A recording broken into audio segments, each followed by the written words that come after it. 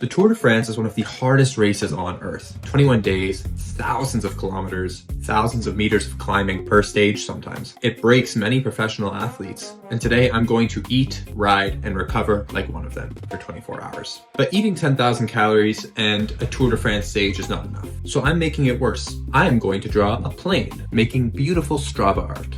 Why? To celebrate my first ever solo flight and coming towards the end of my private pilot license. So the question is, can I actually eat this much? Will I cramp? Will I bonk? And will the plane come out actually looking like a plane or something else?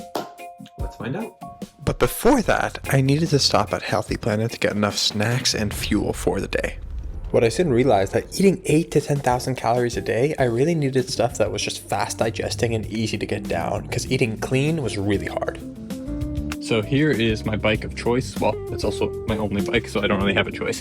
Today we have the Colnago Y1RS. We are maxing out the marginal gains here. So obviously we got our ceramic speed oversized pulley wheel. We have the Biconi bottom bracket here for a little bit extra speed.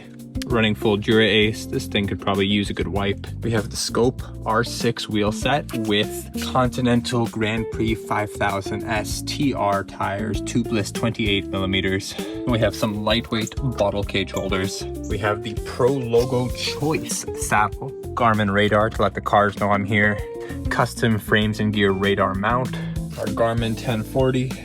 Quick freeze frame here to say thank you to Patrick from Sky Bikes for this absolutely gorgeous build. This isn't sponsored, but do check them out if you need your dream bike. And really to maximize the marginal gains, also got the Aero socks on 1 day early because you can never get enough Aero. And I want to save a watt or two as I'm walking through the house. Tonight, the feast begins. Tomorrow at 5 a.m. the ride starts. Let's see how we do. My 24-hour clock has begun and I've already had 700 calories from Fruit Loops and milk alone. But this is my dinner, and it's a big one. We have chicken and rice with guac. We got a big bowl of grapes. I don't know if I'm gonna finish these. We have a full bag of hard bite chips and some cookie dough. I think that's it, like cookie dough balls, if anything. I'm not eating that, that's a pool ball. I'll keep you updated on macros. Then I'm gonna go get as much sleep as I possibly can get with a toddler, digest, and just get up and start the day. So apparently I'm not a very good videographer because I couldn't get this in focus, but what is crazy to me is that I am eating what most people eat in a day in one single sitting. I devoured a whole burrito bowl, an entire bag of chips, a big bowl of grapes, 2 cookie dough balls, a handful of jelly beans, and the Fruit Loops from earlier. I am stuffed. And the craziest part is, I had around like 2,800 calories. I'll list the macros somewhere here. Tour de France riders have to eat this as like one meal. This is the only sport I know where you can eat more and still lose weight. Like, this is just crazy. See you in the morning. Good morning.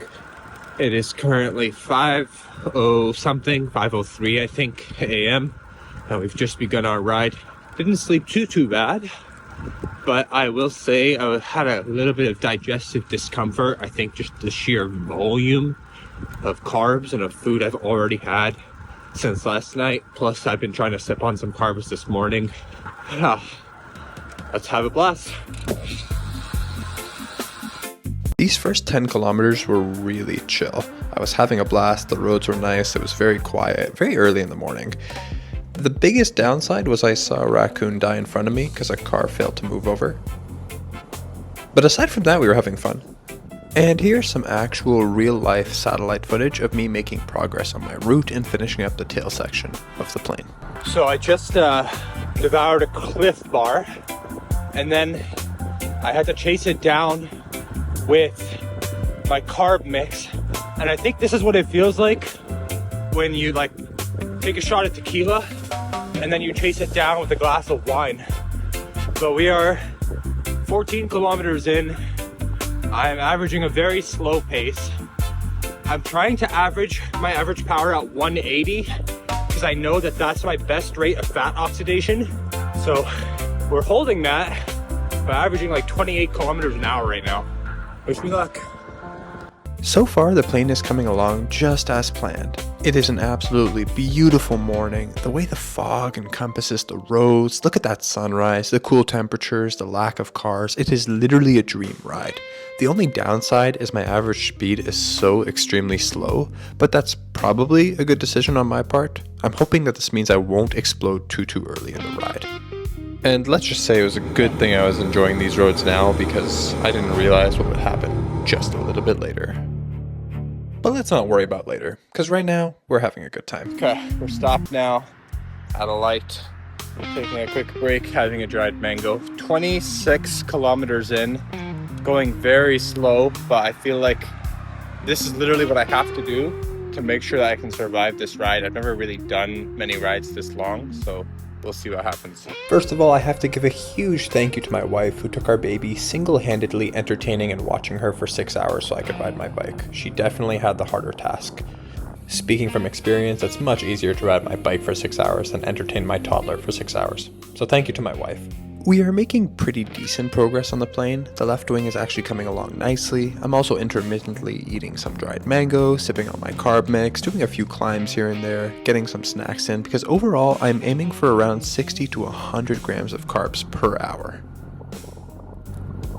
45 kilometers in, so officially at 25%.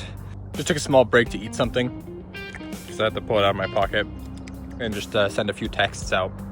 But my legs are feeling good, my heart's feeling good, but mentally, I am definitely a little bit nervous because I feel like I've been riding for a long time and I'm somehow only at 25%.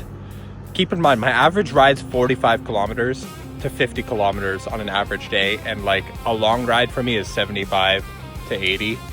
So like, I'm already at my average distance. Now I'm feeling good, I've kept it basically fully zone 2, but I'm a little bit nervous. I don't know how deep I'm gonna have to get for the rest of this ride because like I still have 75% ahead of me. All right, see you in a bit. Can someone tell me what idiot planned a gravel climb and this route that's like 12%? This was supposed to be zone 2. I have to average 300 watts in my easiest gear to get up this thing. I can't even see at the top. This is not that fun. Okay, though that climb wasn't very fun, I'll be honest, this road is very beautiful. Like the way the trees are kind of coming on top of the road, it is very gorgeous. It's just I was not expecting gravel on my route. Leaving the gravel section, the road just became absolutely gorgeous, a nice forest climb, and we were then going through Newmarket, right about to meet my videographer. Just took a small break here to restock on some water, and I met with my videographer. And we're now gonna get some nice shots. Look at that. Well, this is fun. Are you catching audio? Okay, nice. Okay, light's turning green. Let's see if we can sneak in with this light or not. All right. Good shout. So now most of my videographer, Caleb, is gonna join me for I think around 20 or 30, which is helpful to get the average speed up because my stats so far, 58.9 kilometers done at 28.4 kilometers an hour. So making progress much slower than anticipated. Now, I've also done about 700 meters of climbing, 900 remaining over the course of the rest of the ride. So the climbing is definitely front loaded. Anyways, doing good so far, legs are feeling good. Still just trying to pace myself for such a long effort. Joining with Caleb was like a dream come true. It was just drafting and just like a freewheel. And even when I got super aero, it was just nice because I was just moving so much faster than I was originally moving. So my plan was use this time to just drastically increase my average speed and hold that for the remainder of the ride. You see, the closer you are, the more energy I save and the faster I go. Caleb told me that he thought I was cheating because I'm just drafting him the entire time. And hey, listen, don't get me wrong, I was drafting, but who said you can't draft? In the Tour de France, the peloton is drafting the entire time. So we did have a little bit of an argument about that, but ultimately he just decided he's just going to drive and see if I can keep up with him, and I did. So I'm happy. I'm definitely happy. This was nice. Oh, we're making good progress now. We are moving. Yeah, exactly. It's nice. I need to save energy, bro. I still have 120 kilometers ahead of me. So I'm trying to still keep it zone 2 despite the draft. I'm really enjoying this. I'm having enough fun that I can just play around a little bit, feel the air, pretend I'm winning a Tour de France stage. What would I do if I did win a Tour de France stage? Is it this pose? What it feels like to win a race that I haven't won yet. This part of the ride was really nice, and that was needed to really boost morale before what was coming actually hit. We've already increased our speed, so doing good. So at 29.5 average speed now. But also my power has gone up as well. Went from 167 to 180 average power. Because I'm averaging around 220 to 230 to move at this speed. This is so nice. Your draft was Hey, it's allowed, okay? The Tour de France pros also draft. They have a whole peloton with each other. There's like 100 of them in a group drafting each other, so it's allowed. Hey, while I have you here, if you are enjoying this video, please do like and subscribe. It would mean the world, and it would really help to know whether people are actually enjoying this kind of content and whether I should keep pouring more effort into making content in the first place. So if you do like this, please do subscribe. Thank you. Something is going on with my playlist, and it's the exact same songs playing on shuffle over and over. My music just stopped. I'm like, what the heck? And so I look at my Garmin to check my Spotify. I'm like, why did it stop? And then I see Once Upon a Dream listening on bedroom Google speaker. And then I realized my wife just asked Google to play that. I think it's a Snow White song. I'm not sure if it's a Snow White song, but that one Disney song. I know you. I want to do Once Upon a Dream. Because it looks like our 1-year-old just woke up and she likes that song. So I'm gonna go without music for a little bit here. Smells like manure. Trade-off, right? You want the nice quiet farm roads, you gotta get the manure smell. The thing about manure is it's just like there's something that bothers me knowing that I am literally actively breathing into my bronchioles and into my bloodstream cow feces. And like, especially when you're pushing extra hard on the bike and you know your heart rate's super high and I'm just breathing in cow feces. It's disgusting. Okay, so currently we just hit 75 kilometers. Average power 175 as of now. Average speed 30.5. Also, to be fair, this section is mostly downhill to flat, so it's a good time to have a draft. I'm gonna have a little bit of climbing on the way back home, which I'm sure will distort my average speed again. Oh, what a beautiful, beautiful day. Again, let's just say it's a good thing morale is so high because I don't know what's about to hit me. Okay, so we have just hit the 80 meter mark and 800 meters of climbing mark, 80 kilometer mark with 800 meters of climbing. So have 100 kilometers to go. Again, I'm starting to feel like my legs might threaten to cramp soon. So I'm trying to take it easy here. like freewheel a little bit, not really care about average power or anything, and just ride for the sake of riding. Because I have a long, long way ahead of me. Don't want to go too hard. We're gonna go left.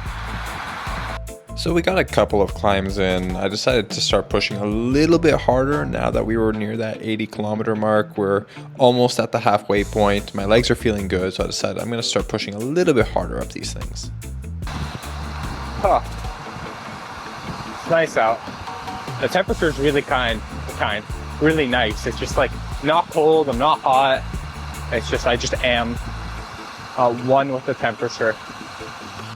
As you can see, I'm still intermittently having some dried mangoes, sipping on my carbs, just trying to get as much food in as possible so at no point do I feel like I'm gonna bonk.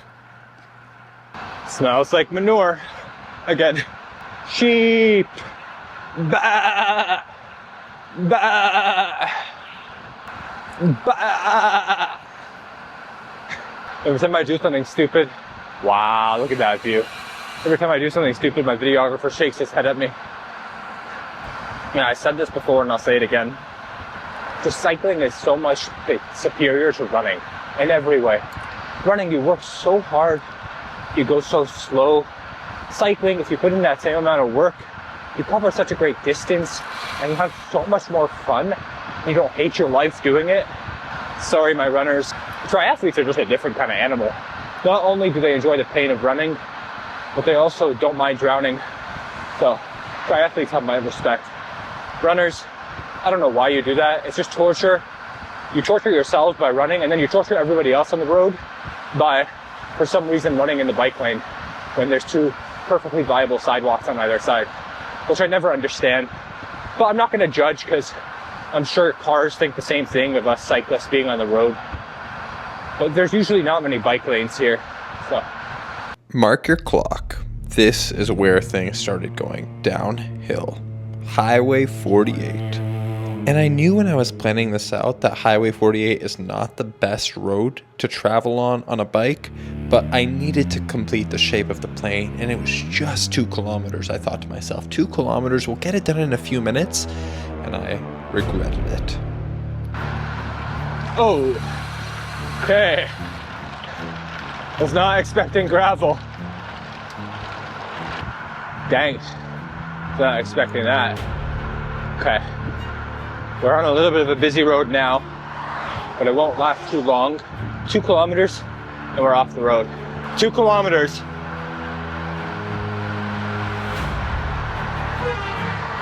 As you can see, I'm starting to get uncomfortable. Look at that enormous semi-truck, the speed it's passing us at. Wow. Yeah, this is not fun. I regret choosing Highway 48. You gotta do what you gotta do to make the shape of a plane, but this is not a good road to ride on. We're just hammering it at 50 kilometers an hour here. Just trying to get off this road and be turning left. You're good, you're good. Yeah. Oh, thank God we're off that road. Not a fun road. We're officially more than halfway. 52%. I thought getting off Highway 48 would make everything fine and dandy, but unfortunately, I was wrong. Again. Wait, is it closed? Let's check the map to see if it's actually closed or not. One sec. No exit. This road's not supposed to be closed. Closed until October. Man, what does it say? I'm gonna check Waze as well. I was supposed to take this road all the way down. This sucks. Oh wait, we can ask this person. There's someone coming. We can try the Zephyr Trail here. Hey, good morning. Is the road fully blocked off? I don't know whether you can get through on a bicycle or not. Okay. They're doing bridge work. Okay. I don't know. So for sure a car won't get through. No, you can't get through with a car. Okay. It's been going for a while. I would have assumed it's done by now. They've had this closed for 2 or 3 years now. Right? Okay, so I'm not crazy. Messing around. I love this road and they've ruined it. Wow. This is the best way to get to Aurora and Newmarket. I agree. Now you have to go around. Even on the maps, it's showing no bridge. Yeah. That's crazy. Okay. Sorry. Is it just the one bridge? It's a reasonably new bridge too, so I don't know why in the hell they had to rebuild it. That's crazy. Okay. Thank you. I appreciate it. So this is a little bit of a hiccup, but we're gonna make the plane a little bit smaller. I think I'm still gonna get 160 to 170 kilometers in, so we shall see. So originally we were supposed to go north, but with this road closure we now needed to travel east before we went north, and I'm getting worried that this is no longer looking like a plane. The good news is these roads were absolutely gorgeous. To be honest, I thought Caleb was only going to be with me for around 30 or 40 kilometers, but when we got to a stop, he told me he can just keep going, which was really helpful. It was simulating being in a peloton, it really helped my average speed, and just increased my morale, knowing I don't have to do this entire thing alone. I guess here's some fun Insta360 footage that Caleb took. I didn't even know until I was looking at the footage afterwards, but of him sticking the camera out of the car. Right. Okay. Are we racing now? Are we racing? Tough times never last. Only tough people last. Side note, I'm gonna go a little bit of a rant here. I am getting so tired of YouTube videos that are basically written and produced and scripted and voiced and edited by ChatGPT. Last week I saw a video about Tour de France and like Tadej Pogačar beating the Alpe d'Huez record. So I clicked on it and it was clearly all written by ChatGPT. The graphics were all made by AI. And just like, it was voiced by AI as well. Like Alpe d'Huez, and it was pronouncing it Alpe d'Huez. D'Huezi. So I hereby vow not to use AI in my videos because I'm so annoyed with AI. Anyways, thanks for listening to my rant. At this point, I just decided to lock in, get aero, and just increase my average speed and just enter time trial mode, really. And it was a lot of fun. Hard, but fun. You know, in the Tour de France, when they shorten stages due to forest fires or like some cow disease going around, mad cow disease, that's basically what we're doing right now, except we're shortening it due to a closed road. But we're still doing most of the stage. Maybe, I think it'll be 10 or 20 kilometers less.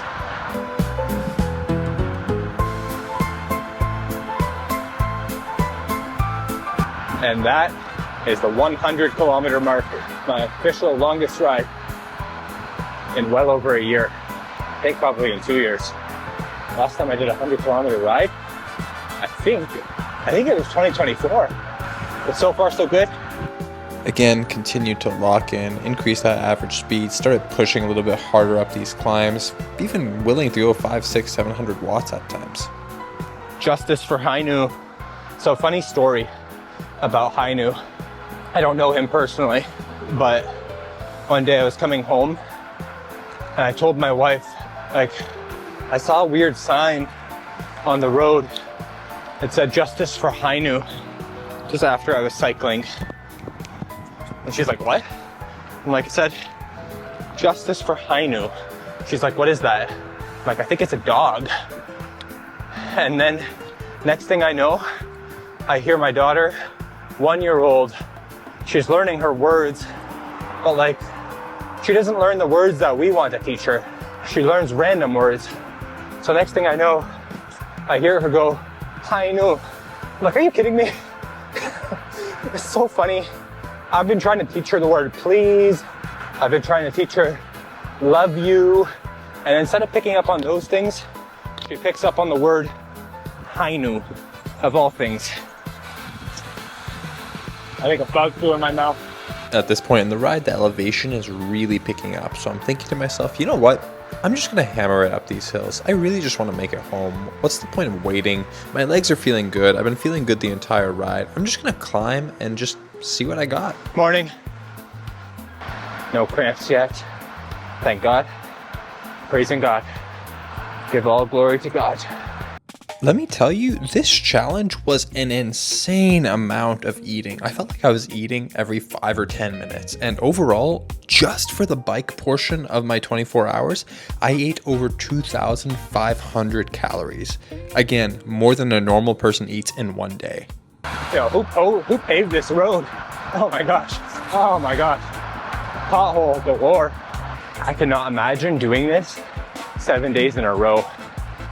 400 watts, 380. At this point, I've been pushing my body hard up a lot of climbs that it was starting to hurt. Oh, Yeah, my legs were hurting. I can feel the cramps are starting to come. And also my back. Now they're really threatening. So it means I'll probably take it down a notch. But little did I know, things were about to go sideways. Do you want coffee? Do you want coffee? He said no.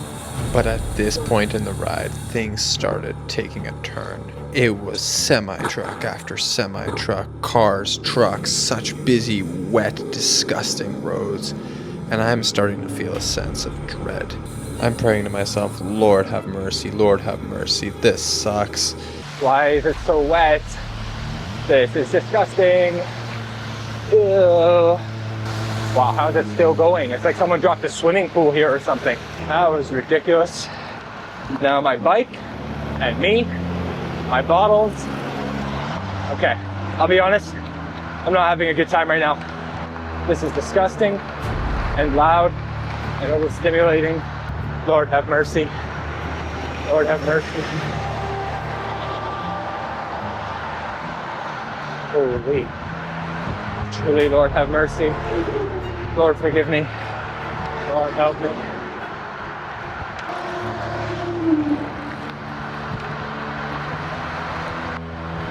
And even Caleb's thinking to himself, this is pretty scary. Not a very fun road. That was a little scary. Yeah. We have to go to McAllen because this road's also ridiculous and Highway 48's a no. So we go to McAllen. We finally managed to get past all this ridiculous traffic. We turned left, and here we decided to part ways. Caleb, once again, thank you. You have been a lifesaver on this ride. You really helped, especially keep me safe during this really poopy section. And you got some amazing clips. So if anyone needs a videographer, reach out to Caleb Smith. That was scary. Yeah. That was not good. When I hit you, the one like. At this point, my videographer and I parted ways, and I was on to my last 30 kilometers, and I had, I guess, 3 goals. Number 1, maintain my average speed as much as was humanly possible. Number 2, get home to my wife before 11 a.m. to give her a little bit of a break. Number 3 was complete the shape of the plane and actually make it look like a plane. I had no idea what it currently looked like because I was just visualizing it in my head. Here's my last final threshold-ish push on the small little climb right before I get to my house, pushing between 270 to 330 watts, somewhere in that range. And I was quite happy I was able to even push that while my legs were so depleted and tired. Here's me coming home. Baba. Baba. Baba is gassed. Oh, my neck, my back, my hip flexors. Okay, so here is the data. Today I traveled 160.15 kilometers and I did it in 4 hours and 50 minutes of moving time with an average speed of 33.1 kilometers an hour and an average power of 173, normalized power of 198. We burned 3,466 calories, spent 86% of my time in zone 2 and had a heart rate of 137 average. The question we're all wondering, did it look like a plane? I don't know, it kind of looks maybe a little bit more like a dinosaur or something like that, but we managed something. I did get a few KOMs, which was nice, and I do want to thank my videographer for a nice draft, but I obviously still had to put power to get those KOMs, as you'll be able to see. Now, how does this compare to a Tour de France route and a Tour de France rider? Well, I have 2 comparisons, stage 5 and stage 11. Stage 5 was also 160-ish kilometers, and Olav Koy won in an official time of 3 hours, 26 minutes, and 21 seconds, which, as you can tell, is an hour and 15 minutes faster than I was for the same distance and 200 more meters of elevation. So his average speed was around 46 kilometers an hour, and the slowest rider would only have had a 10-minute margin to finish the stage after him. So I would not have made it. In fact, I would still be 55 minutes off.